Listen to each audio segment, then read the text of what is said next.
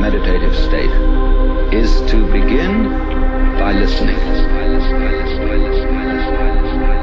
If you simply close your eyes and allow yourself to hear all the sounds that are going on around you, just listen to the general hum and buzz of the world as if you were listening to music. Allow them to play with your eardrums. It's all just sound. You don't have to try to understand anything. Just listen to the sound. So look at your own thoughts as just noises, and soon you will find that the so-called outside world and the so-called inside world come together. They are a happening, and everything is simply a happening. And all you're doing is watching it. It's so easy to forget who you are. Just take a shovel and go bury your heart.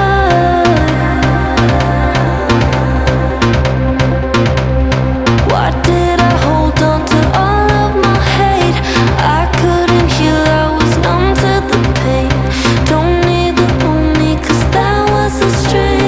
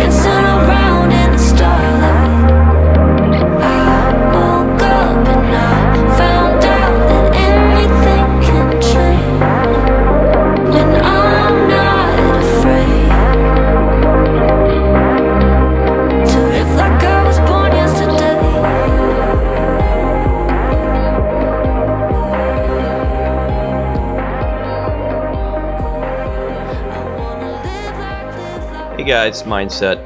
Today I'm putting together a video for all you guys that are curious about how a naval squadron actually conducts their flight ops. Now, this is going to be mostly referring to ground-based squadrons, so bear with me on that. I'll be glossing over basic terminology for flight structures and etiquette on the ground and in the air. Now, I'm not necessarily going over comms, just some movements and gestures so you guys understand the fundamentals behind basic formations and even airfield breaks when you return from your missions. Now, I'm even going to reference publications and manuals during this video, as well as utilizing my own personal experience to ensure you have an authentic instruction. Without further ado, let's go ahead and get started. Talking about sections and divisions. Now, when I refer to a section, I'm referring to a two-ship flight. When I refer to a division, I'm referring to a four-ship flight. The flight lead of a section will be designated section lead. The flight lead on a division would be considered the division lead. Now, before we get too crazy into the flight-related things, we're going to talk about some of the basics, like apron etiquette. Starting off with taxi lights. Taxi lights. Don't keep it on all the time. And we're not going to talk about the fact that they burn out very quickly in real life. There's plenty of other reasons why you shouldn't keep it on all the time.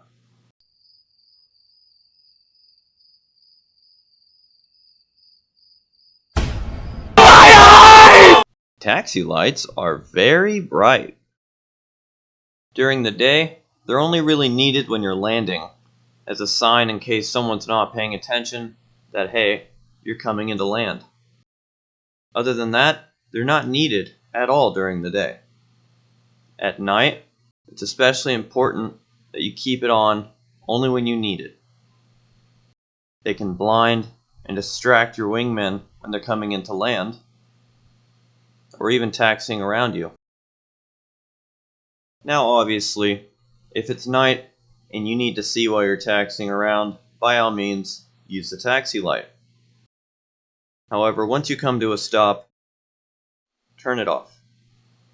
Also, I wouldn't recommend using the taxi light in conjunction with NVGs. Alright, next we're going to talk about formation lights. Now, I don't know if you guys were wondering, but a little bit of trivia here. This is what formation lights look like during the day, on full brightness. Now compare this to DCS, even with the brightness on the lowest setting. Yes, they are a powered light source, but they work more like a glow stick during the day. Now we're not going to try to get into why DCS hasn't tried to fix this, or how people can use it as a tool to tell if they're watching a video of AI planes, since they're scripted to keep them on all the time. All I'm going to say is if you're flying with me or on my server, keep them off during the day. They are not visible during the day in real life, and it ruins immersion. Alright, next we're going to talk about parking. Now my air station on my server has a unique parking style. You may not recognize it, but it's a pretty popular naval air station parking method used in multiple locations. Now no, it's not the only way the Marine Corps or the Navy park their jets ashore, but it is a common one, as you can see where I got my inspiration. Now obviously when it comes to me instituting a different parking style on an airfield that doesn't already have that, you're not going to have the taxi lines painted on the ground. So to get around that, I've utilized concrete barriers. Now it's going to take some time getting used to, but as long as you put yourself relatively between the two barriers and in line between the jets of your left and right, you should be okay. And when pulling out of the spot, taxi straight forward until you're clear of the two jets next to you. And if you're coming out of the line closest to the runway, you're going to turn around and go straight to it.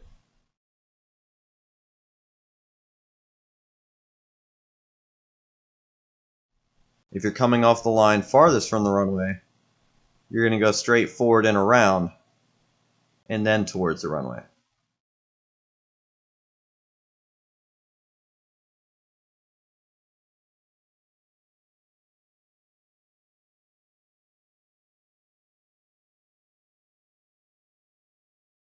Alright, now we're going to talk about taking off. We take off the proper way in my server. I'm going to walk you through how to do it real quick. We'll start off with the night takeoff. It's pretty simple, and you're basically going to do it the same way during the day. On the taxiway, once you reach the runway hold short line, stop your flight and turn your taxi lights off. Take this time to observe the left and right and make sure no one is coming into land. This is important in case someone's coming in an emergency, or just simply chose not to announce that they're landing. Once you verify that it's clear, go ahead and load up onto the runway. You'll load up differently depending on how many aircraft are in your flight. This example will be a dual takeoff, in which the second aircraft emulates the flight lead's actions under his instruction, so that everything happens at the same time. If you use the taxi light to line up on the runway, go ahead and turn it off now, and take one more look to ensure no one's coming into land. You also want to take this time to make final preparations in the cockpit for whatever you need, like setting your lighting, ensuring your seat is armed, and especially make sure that your flaps and takeoff trim are set. Once you and your wingman are good to go, you'll put the foot brakes down, not the parking brake, and throttle up to 80 and 2. Then, in unison, you'll flip the taxi light on and throttle to max, letting go of the foot brakes. If you and your wingman timed it correctly, you'll both come off the deck, close flaps and gear at the same time, and already be in formation. Please remember that this sequence of events is the same regardless of if you're taking off at night or day, or if you're taking off by yourself. Now, if you have a flight of more than 2, or you just simply don't want to deal with doing everything in unison, you can take off the regular way, staggered. Now, in staggered takeoffs, everyone does everything in unison up to having 80 and 2 of the foot brakes on. However, the taxi light and throttle to max is done independently in a staggered fashion. The timing is optional. If the runway is wide enough, a 3-ship can line up left, center, and right. Anything larger than a 3-ship will have to line up side by side staggered. Please remember that as a flight lead in a staggered takeoff, you need to come out of AB the second you get off the deck, so that your guys have time to catch up. Now that we've gone over taking off, we're going to discuss how you're going to fly in formation based on the situation. Now, 95% of the time, we'll be flying in echelon left or right. Finger 4 is kind of rare. You normally only use that for a ceremonial purpose. And diamond is, yeah, we don't really do that. The big thing you should be taking away from this is that you should almost never be flying in a tight formation unless it's for an airfield break. There are some BVR approach strategies where you're trying to hide the true size of your flight, but we're not going to discuss those today. I don't care what you've heard from who or where. The advantages of flying a loose formation far outweigh the advantages of flying a tight formation in most situations. Through data link, the aircraft will communicate with each other to tell each other their positions, which you can see on the situational awareness page. You should be far enough apart that you can focus on your own jet and your own systems and not worry about colliding with your wingman. The flight lead should routinely be giving out information regarding his speed, heading, and altitude. When level, the flight lead should be taking advantage of systems like auto throttle control and barometric altitude hold. Relaying these stable parameters to your wingmen can give them confidence in focusing on their own aircraft systems, which will boost the overall effectiveness of your flight in any situation. The way your flight conducts themselves within the formation will just depend on the type of mission you're on. But that starts to dig into certain section and division tactics. We're not really going to get into that. Now we'll just move on and go over airfield breaks. The overhead brake means a great deal to air crew in real life, as it's one of the only times they get to show off their flying skill in front of the ground crew by performing a close formation timed split off into the landing pattern. When your flight approaches the airfield, try and stay in line with the runway, relatively between the runway and the apron. You want to be about 800 feet above ground level, and you want to be going around 330 knots. Ideally, you would start the brake just before you fly over the apron. However, you can start it sooner if you have a larger flight. In 3 to 4 second intervals, you'll each brake in the same direction and go the opposite way to enter your downwind leg. The later in order you brake, the slower you should travel in your downwind so you can achieve a safe separation before turning in and landing. I know this seems like a lot of information right now, but once you've been flying with us for a while, this will all become second nature. All in all, what this all boils down to is discipline. You don't want to fly in a group that doesn't have any discipline. Otherwise, you end up with guys like this.